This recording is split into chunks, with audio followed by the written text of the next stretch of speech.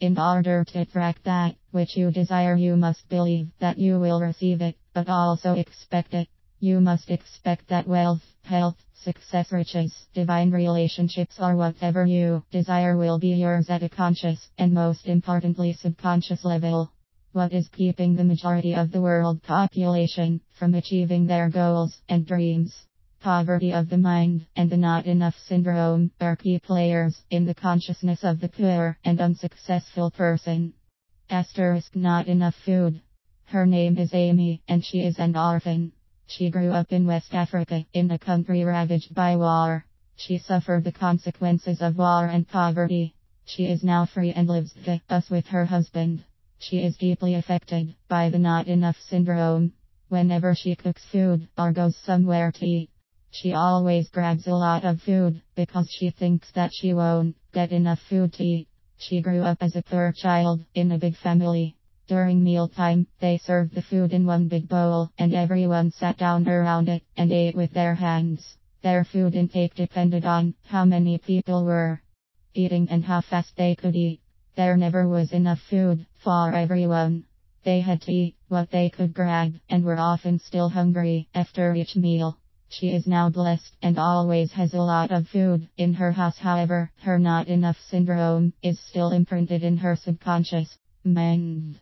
She still unconsciously grabs and eats more than she needs, therefore she is overweight and trained herself to eat more than she needs to. New belief recommendation to reverse this over time. I always have more than enough food to eat, nourish my body, feel healthy and energized. God always provides for me, and all is well. Not enough money. Her name is Adele. Her father was a rich man who worked hard, was not often home, and loved spoiling his beloved daughter.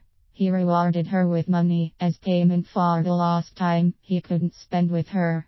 He loved her dearly, and she was his princess. She got used to having money and not having.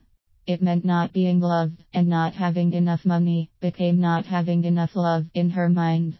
After she got used to her father's money and his love, he wanted to reverse the damage he made and started telling her that money was hard to make. His lifestyle was the evidence of that belief.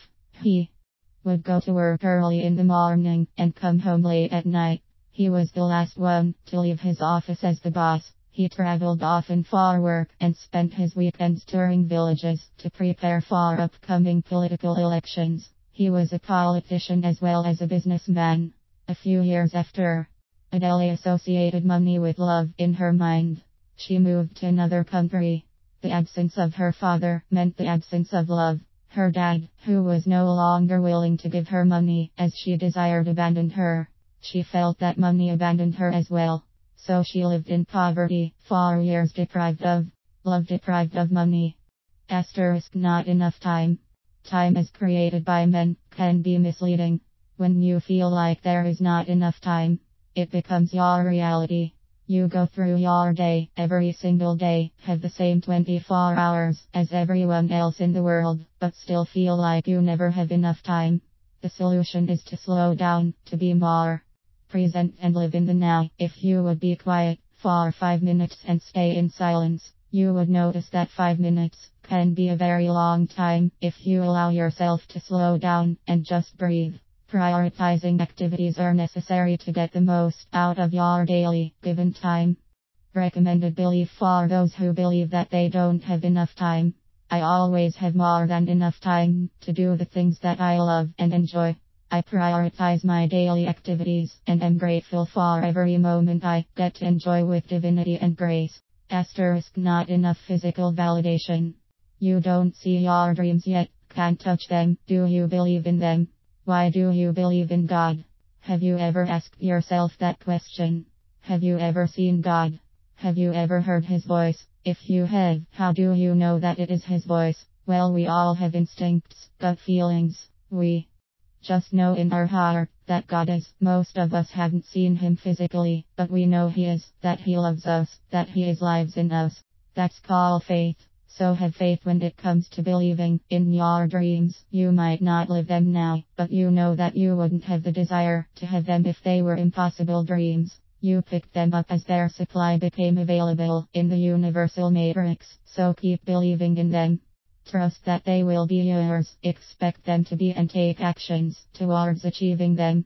Recommended belief: I fully trust God. I believe in myself and in my dreams. I expect to fully manifest them in divine timing.